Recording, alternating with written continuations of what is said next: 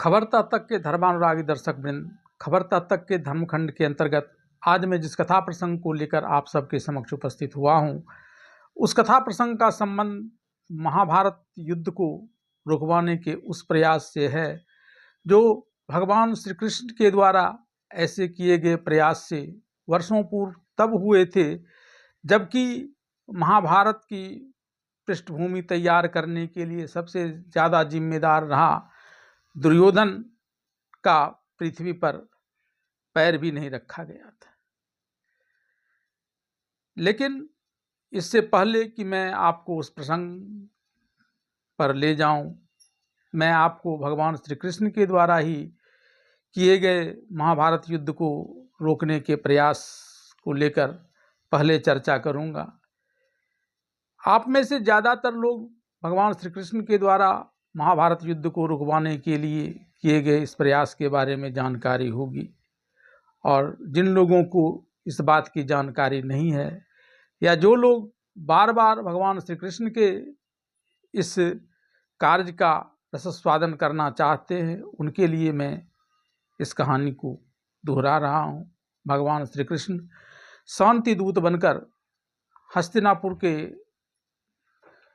महाराज धृतराष्ट्र के दरबार में पहुँचे और मात्र 5 गांव की पांडवों के लिए मांग करते हुए उन्होंने यह कहा कि पांडव इसके लिए अब अपने भाइयों से युद्ध नहीं करेंगे, शांतिपूर्वक उसी 5 गांव को लेकर मान जाएंगे। लेकिन दुर्योधन ने ऐसा होने नहीं दिया। उसने यह कहकर शुच्याग्रं न दास्यामि बिना युद्धेन केशव, कि युद्ध के बिना तो मैं 5 गांव क्या, सुई के नोक की बराबर भूमि भी पांडवों को नहीं दूंगा।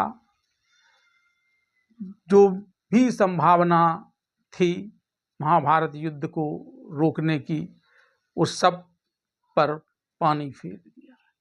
इतना ही नहीं, उसने तो भगवान श्री कृष्ण को बांधकर बंदी बनाने का प्रयास करना प्रारंभ कर दिया, और तब जाकर हा दुर्योधन बांध मुझे, अपना विराट स्वरूप उत्पन्न कर दिया भगवान श्री कृष्ण ने और वहां से चल दिए। क्योंकि महाभारत को रोकने के लिए उन्होंने भी कोई विशेष प्रयास नहीं किया, क्योंकि यह कई लोगों के प्रारब्ध पर निर्भर कर रहा था इस युद्ध का होना। वे वहां से चले आए। यहां तक कि जब गांधारी ने श्री कृष्ण पर दोषारोपण करते हुए युद्ध के उपरांत यह कहा कि कृष्ण, तुम ही मेरे दुर्योधन समेत 100 पुत्रों के वध के लिए उत्तरदायी हो, क्योंकि तुम चाहते तो युद्ध को टाल सकते थे। लेकिन श्री कृष्ण ने सीधे शब्दों में कह दिया कि मैं दुर्योधन या आपके किसी भी पुत्र के मृत्यु के लिए उत्तरदायी नहीं हूं, और न ही मैंने इस युद्ध को प्रारंभ करने या समाप्त करने की दिशा में कोई कार्य किया, या उनका प्रारब्ध था जिस वजह से यह महाभारत का युद्ध हुआ और दुर्योधन तथा अन्य भाई उस युद्ध में मारे गए। इस युद्ध का होना अवश्यंभावी था, इसमें मैं कुछ कर नहीं सकता था। अन्यथा मैं तो शांति दूत के रूप में आपके पति महाराज धृतराष्ट्र के हस्तिनापुर के दरबार में इसे रुकवाने के लिए आया ही था। अब चलिए बात उस समय की जब इससे भी वर्षों पूर्व, जबकि दुर्योधन ने इस धरती पर पैर भी नहीं रखे थे, तभी इस महाभारत युद्ध के अनिष्टकारी परिणाम की आशंका को व्यक्त करते हुए इस महाभारत युद्ध की पृष्ठभूमि न लिखी जाए, इसके लिए वातावरण तैयार करने का प्रयास किया गया था। लेकिन इसे भी उसी प्रकार से विफल कर दिया गया जिस प्रकार से दुर्योधन ने कृष्ण के प्रयास को विफल किया था। अंतर सिर्फ इतना ही था कि वहाँ श्री कृष्ण शांति दूत की भूमिका में थे और यहाँ महात्मा विदुर महाभारत की पृष्ठभूमि लिखी ही न जाए इसके प्रयास में लगे हुए थे, और इसे रोकने वाला कोई और नहीं बल्कि दुर्योधन के पिता धृतराष्ट्र थे। इतना ही सा का अंतर था। दुर्योधन और उसके अन्य भाई, जिनकी कुल मिलाकर संख्या 100 होती है, ये सब गांधारी को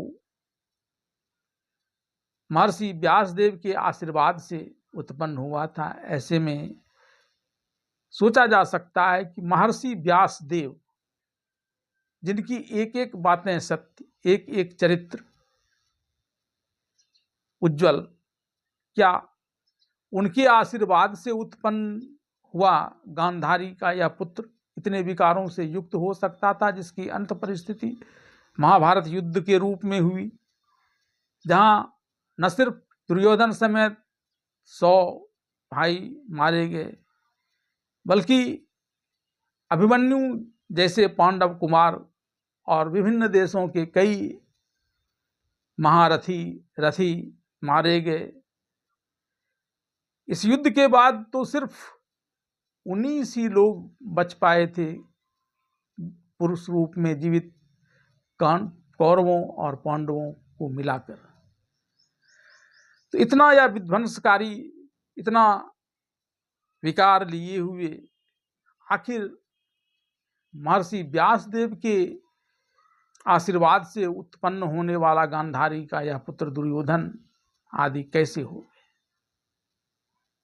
व्यासदेव तो इसके लिए कतई जिम्मेवार नहीं थे, यद्यपि व्यासदेव इन सारी बातों को जानते थे जो उन्होंने माता सत्यवती को बाद में बताई भी थी महाभारत युद्ध से पूर्व।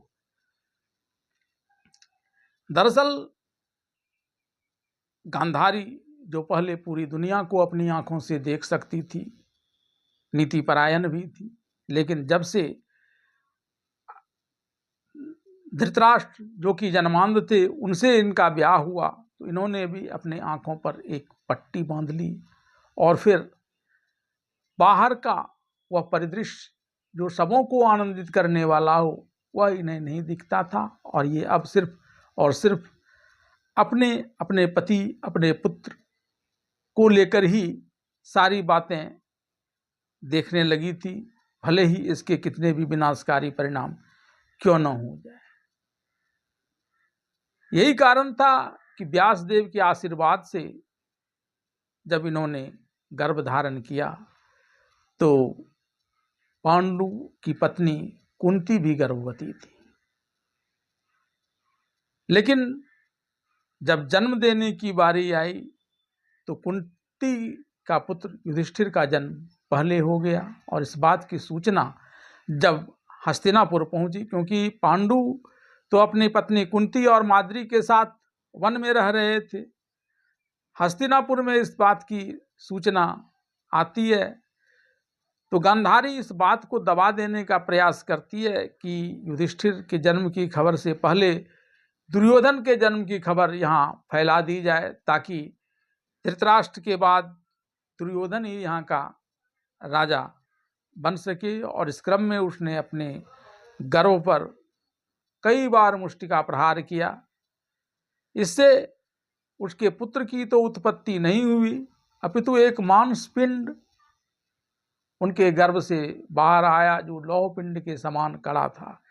इसे देखकर गांधारी पूरी तरह से व्यथित हो गई, विकल हो गई, और आतुर होकर फिर उन्होंने महर्षि व्यासदेव का ध्यान किया। महर्षि व्यासदेव आए, लेकिन महर्षि व्यासदेव ने जो आशीर्वाद दिया था पुत्र रत्न प्राप्ति का, उसे साकार करने की दिशा में सब कुछ जानते हुए भी अलग अलग 100 कुंडों में उस मांसपिंड को विभाजित कर दिया, जिससे बाद में दुर्योधन आदि कौरव का जन्म हुआ। और कुंती के इसी दुराग्रह, इसी कुनीति, इसी कुचेष्टा ने दुर्योधन आदि कौरवों के मन में भी ऐसी ही विचार भर दिए, जिसके परिवर्धन के कारण महाभारत का वह भीषणतम अनिष्टकारी युद्ध हुआ था। हालांकि जब दुर्योधन का जन्म हुआ तब धृतराष्ट्र ने भीष्म पितामह और महात्मा विदुर दोनों को ही दुर्योधन के जन्म के संदेश भिजवाए। ये दोनों आए, परंतु भीष्म और धर्मात्मा विदुर यहाँ आकर इन लोगों ने देखा कि दुर्योधन जन्म के समय से ही गधे की भांति रेंक रहा है, और उसकी रेंकने की आवाज सुनकर एक एक कर वहां नजदीक से दूर सारे गधे भी रेंकने लगे हैं। कौवे, गिद्ध, बाज आदि पक्षी क्रूर कोलाहल करने लगे हैं, अनिष्टकारी आंधियां चलने लगी हैं, तरह तरह के विप्लव के दृश्य उपस्थित होने लगे हैं। इसे देखकर महाराज धृतराष्ट्र घबरा जाते हैं और यहाँ उपस्थित परंतप भीष्म, महात्मा विदुर और अन्य विद्वत जनों से यह कहते हैं कि युधिष्ठिर तो सभी कुमारों में सबसे बड़ा है, ऐसे में वह राजा होगा। इस बात को लेकर मैं आगे कुछ भी कहना नहीं चाहता हूँ, लेकिन इसके बाद मेरा ज्येष्ठ पुत्र दुर्योधन ही सबसे बड़ा है। मैं आप सबों से यह जानना चाहता हूँ कि क्या दुर्योधन भी राजा बनेगा। इस पर वहाँ स्तब्धता छा जाती है, क्योंकि ज़्यादातर लोगों को तो इस बात की जानकारी है नहीं। भीष्म को इस बात की जानकारी जरूर है, लेकिन अपनी प्रतिज्ञा से वचनबद्ध होने के कारण वे धृतराष्ट्र को बहुत कुछ बोलने की स्थिति में नहीं रहते हैं। हाँ, महात्मा विदुर ने जरूर सारी बातें बताते हुए धृतराष्ट्र से दुर्योधन को परित्याग करने की बात कह दी।